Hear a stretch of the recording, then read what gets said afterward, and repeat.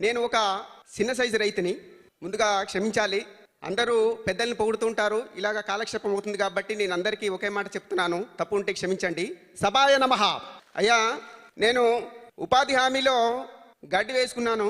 నా బ్లాక్ బెంగాల్ మేకల్ని ఒక 12 మేపుకుంటున్నాను.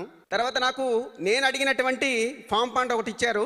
అది నేను అడిగిన కొలతలతో ఇవ్వకపోయినా కొంచెం తగ్గించి ఇచ్చారు, సంతోషం. అయితే ఇంకోటి కూడా ఇచ్చారు. నా పశువులు మాకు తాటాకులు షెడ్లు అది ఉంటాయి. ఆ తాటాకుల షెడ్లో ఇప్పుడు కమ్మనరికేవాడు కూడా కరువు అయిపోయాడు. నాకు షెడ్ ఇచ్చారు, మహదానందం. మా పంట కాలువలు కూడా ఉపాధి హామీలోనే క్లీన్ చేశారు, మహదానందం. అయితే మా గ్రామంలో ఉన్నటువంటి సీసీ రోడ్లు, డ్రైనేజీలు, పంట కాలువలు బాగా చేస్తున్నారు. అయితే చాలా బాగుంది. కాకపోతే అన్నీ చేస్తున్నారు, కానీ నాకు ఒక చిన్న లోపం అనిపించింది.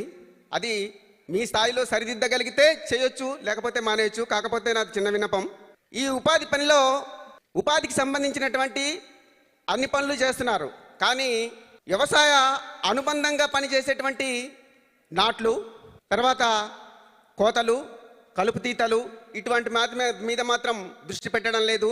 ఇది పెద్ద సమస్యగా ఉంది. ఇది అందరికీ తెలుసు, కానీ ఎవరు మాట్లాడడం లేదు. మరి ఎందుకు మాట్లాడడం లేదు నాకైతే అర్థం కావడం లేదు. ఇది కొంచెం అనుభవజ్ఞులైనటువంటి శాస్త్రవేత్తలు, మహానుభావులు, సంఘ సంస్కృతులతో పెద్దలు దాన్ని చర్చించి దాన్ని కొంచెం సరిదిద్దాల్సిందిగా కోరుకుంటున్నాను. అయితే మాది అల్లూరి సీతారామరాజు జిల్లా. పెద్ద పరికరాలు పనికిరావు, చిన్న చిన్న కమతాలు. ఒక రైతుకి 2.5 ఎకరాల నుంచి 5 ఎకరాలు, మహా అయితే అక్కడక్కడ ఒక 10 ఎకరాలు ఉంటుంది. అయితే వీళ్ళు యాంత్రిక పరికరాలు ఉపయోగించడానికి చాలా తక్కువ ఇది ఉంటుంది. దీన్ని హ్యూమన్ పవర్ అంటే చేత్తో పనిచేసేటువంటి పరికరాలు ఈ ఉపాధి హామీలోనే ఇస్తే కొంత చేదోడు వాదోడుగా ఉంటుందని నా అభిప్రాయం. అయితే నాకు ఇచ్చినటువంటి ఈ క్యాటిల్ షెడ్ ఇచ్చారు. దాంట్లో పశువులు నాకైతే 3 ఉన్నాయి.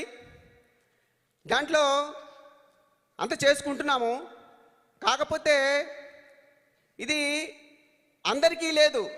పంచాయతీకి ఒక 2, అంటే మా పంచాయతీలో 4 గ్రామాలు ఉన్నాయి. 4లో 2 ఇచ్చారు, కానీ ఏ పార్టీ. కాకపోతే ఎస్టిమేషన్ తగ్గించైనా సరే ఇంకా తక్కువ, ఇంత సాంకేతిక పరిజ్ఞానం పెరిగినటువంటి మనం ఇంకా తక్కువ ఖర్చుతోనే, అంటే నాకు షెడ్ 2,30,000, 1,20,000తోనే మన అద్భుతంగా ఒక క్యాటిల్ షెడ్ని వేయొచ్చు. దానికి సంబంధించినటువంటి వనరులు ఉన్నాయి, అన్నీ ఉన్నాయి.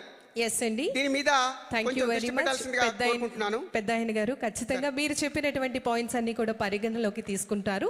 అందరికీ అవకాశం కావాలి కాబట్టి దయచేసి విన్నవించుకుంటున్నాం. అలాగేనమ్మా. Thank you very much. Bharat Mata కీ జై. జై. థ్యాంక్ యూ వెరీ మచ్ అండి. తదుపరి కాకినాడ నుంచి